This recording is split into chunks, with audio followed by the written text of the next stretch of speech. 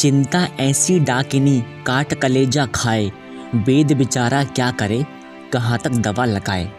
कबीरदास जी कहते हैं कि चिंता एक ऐसी डायन है जो व्यक्ति का कलेजा काट कर खा जाती है। इसका इलाज वैद्य नहीं कर सकता, वह कितनी दवा लगाए।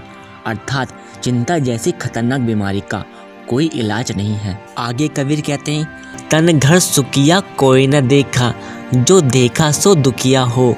उदय अस की बात कहतू है, सबका किया विवेका हो।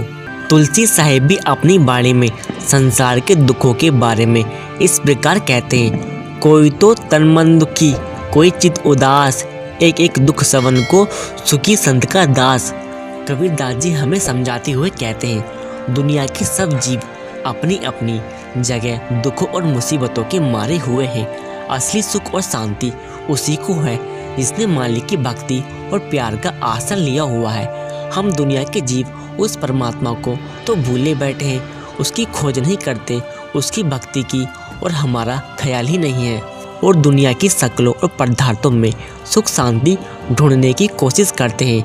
हम सबका अनुभव है कि जितना हम उस परमात्मा को भूलकर सुख और शांति ढूंढ रहे हैं, उतना ही दिन रात ज़्यादा दुखी होते जा रहे हैं। क्योंकि जिन शक्लों और पदार्थों में हम सुख ढूंढ रहे हैं वे सब चीज़ें आर्जी हैं, उनका सुख भी केवल आर्जी ही हो सकता है। जब तक हमें वह चीज़ न मिले जो कभी नाश न हो, हम उसे अपना न बना लें, हम सुख और शांति कैसे प्राप्त कर सकते हैं। क्योंकि जिस चीज़ के आने में खुशी होती है, उसके जाने में वैसा ही दुख होता है। शादी के समय हमारे मन में कितनी खुशी होती है, लेकिन अगर उसी साथी से झगड़ा हो जाए तो हम कितने दुखी हो जाते हैं। जिस संतान के जन्म पर हम दाव तय करते हैं, खुशियाँ मनाते हैं, अगर वही संतान नालायक निकले, कहने में ना चले, बीमार हो जाए या परमात्मा उसे वापस बुला ले, तो जरा सोचे कि वह हमारे लिए कितने दुख का कारण बन जाती है। हम दुनिया की धन दौलत में सुख ढूंढने की कोशिश करते हैं। आप सोचें, इसे कमाने के लिए कितने दुख, कितनी मुसीबतें सहनी पड़ती हैं। अपने कीमती असूलों को भी कुर्बान करते हैं, सेहत का भी सत्यानाश कर लेते हैं और कई प्रकार की मानसिक बीमारियां मोल लेते हैं। फिर इसको रखने में कौन सी शांति प्राप्त होती है। अगर बैंकों में रखते हैं तो उनके फेल हो जाने का खतरा है।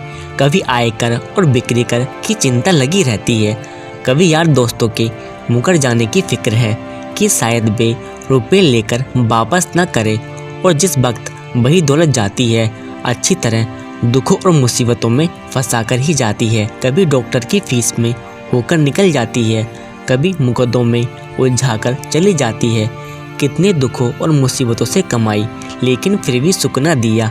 उसके जाने पर शरीर पर जो मुसीबतें भोगनी पड़ती हैं वे अलग। गुरु नानक साहिब का कथन है, पापो बाजो होवे नाही, मुइया साथ ना जाई। फिर यह ख्याल आता है कि शायद दुनिया के ऐसो इशरत या भोग विलास में सुख हो। हम शराबों कबाबों के स्वाद में उलझ जाते हैं, लेकिन ये भी हमारे मन को तबाह कर देते हैं, गिरा देते हैं और हमें बीमारियों में फंसा देते हैं। कभी हम हुकूमत के नशे में सुख ढूंढते हैं या राजनीतिक नेता बनने का शौक पैदा हो जाता है, जिस समय लोग हमें आदर और मान बढ़ाई देते हैं, हमारे जुलूस निकालते हैं, अखबारों में तारीफ करते हैं। हमारा मन फूला नहीं समाता, लेकिन हम नेताओं के हाल भी रोज पढ़ते हैं। रातों रात तख्ते पलट जाते हैं। दूसरी पार्टी का जोर हो जाता है तो वे कभी गोली का शिकार बना देते हैं, कभी फांसी के तख्तों पर चढ़ा देते हैं, कभी जेल खाने में डाल देते हैं, कभी अखबारों में मिट्टी पलीद करनी शुरू कर देते हैं।